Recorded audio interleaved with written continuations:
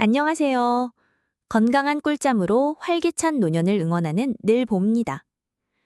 우리는 흔히 젊었을 때 잠을 줄여가며 일하고 공부하는 것을 미덕으로 생각하곤 했는데요. 나이가 들수록 잠의 중요성은 더욱 커진다는 사실 알고 계셨나요? 오늘은 우리 부모님 세대, 그리고 앞으로 노년을 맞이할 모든 분들을 위해 활기찬 노년이 바로 숙면에서 시작된다는 이야기를 전문가와 함께 나눠보려고 합니다. 옆에 계신 전문가님 안녕하세요. 네, 안녕하세요. 많은 분들이 노년기에 접어들면서 잠에 대한 고민이 깊어지는 것을 많이 보게 됩니다.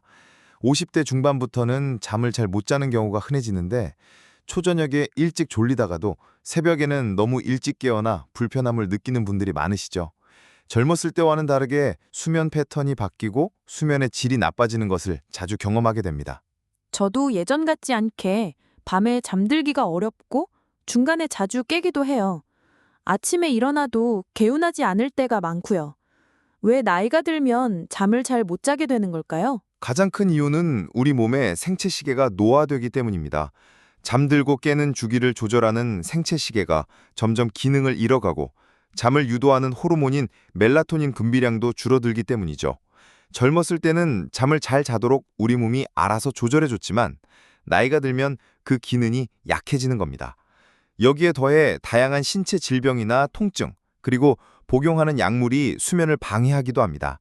예를 들어 밤에 화장실 때문에 자주 깨거나 관절염 등으로 통증이 심해 잠을 설치는 경우가 많죠.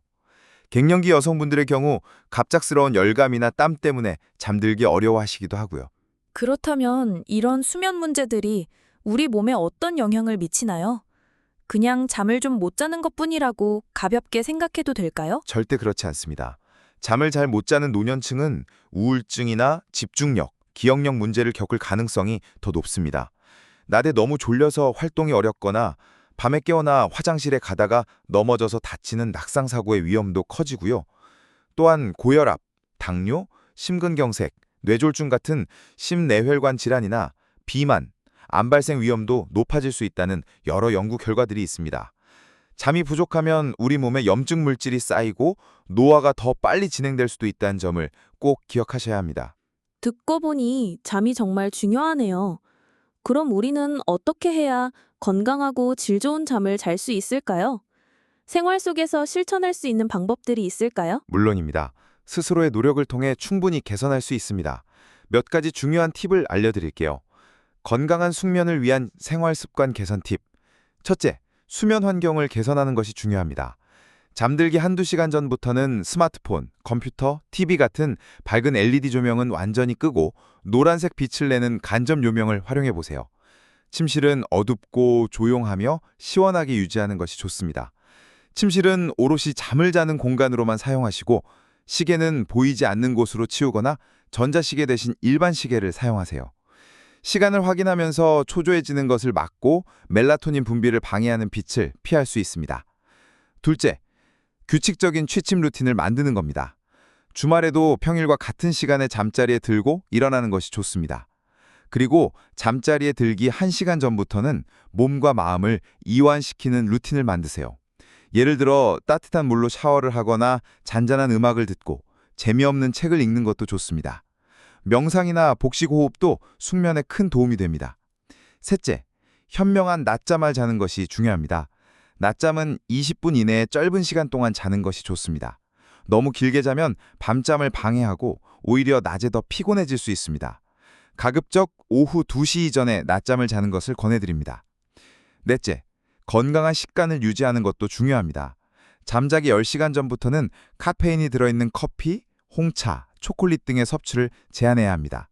알코올도 잠이 드는 데는 도움이 되는 것 같지만 실제로는 수면의 질을 떨어뜨리고 자주 깨게 만듭니다.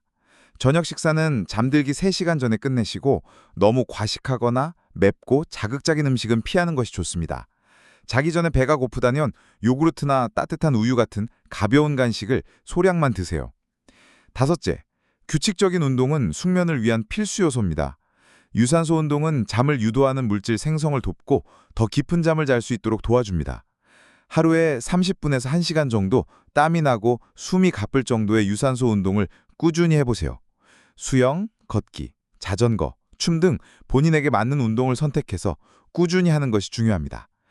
여섯째, 스트레스 관리가 필요합니다. 낮에 동안의 걱정과 불안은 밤잠을 방해합니다. 잠들기 전에는 걱정을 잠시 내려놓는 연습을 해보세요. 생각 일기를 쓰거나 수면 일기를 작성해서 내일 할 일과 걱정거리를 미리 정리해두는 것도 좋은 방법입니다. 차분한 음악을 듣거나 명상, 복식호흡 같은 이완요법을 활용하여 몸이 잠잘 준비를 하도록 돕는 것이 중요합니다. 정말 유용한 정보들 감사합니다. 중간에 잠에서 깨면 다시 잠들기 어려운 경우가 많은데 그때는 어떻게 해야 할까요? 네, 중간에 잠에서 깼을 때 다시 잠들기 어렵다면 다음과 같은 방법을 시도해 볼 수 있습니다. 우선 잠 못 자는 것에 대한 스트레스를 줄이는 것이 중요합니다. 다시 잠들 수 있을까 하는 걱정은 오히려 몸을 긴장시켜 잠을 더 방해합니다. 이때는 특정 신체 부위에 집중하거나 478 호흡법 같은 깊은 호흡을 반복하는 것도 도움이 됩니다. 그래도 잠이 오지 않는다면 침대에서 나와 조용하고 자극 없는 공간으로 이동해서 재미없는 책을 읽거나 잔잔한 음악을 들어보세요. 이때도 스마트폰이나 TV는 멀리해야 합니다. 오늘 전문가님 말씀처럼 잠은 단순히 쉬는 것을 넘어 우리 몸의 회복과 건강을 지키는 가장 중요한 시간인 것 같습니다. 오늘 알려주신 꿀팁들을 실천해서 우리 모두 활기차고 건강한 노년을 보낼 수 있기를 바랍니다. 오늘 좋은 말씀 감사합니다. 네, 감사합니다. 여러분 모두 건강한 꿀잠 주무시길 바랍니다. 네, 늘봄은 다음 시간에도 건강한 정보로 찾아뵙겠습니다. 감사합니다.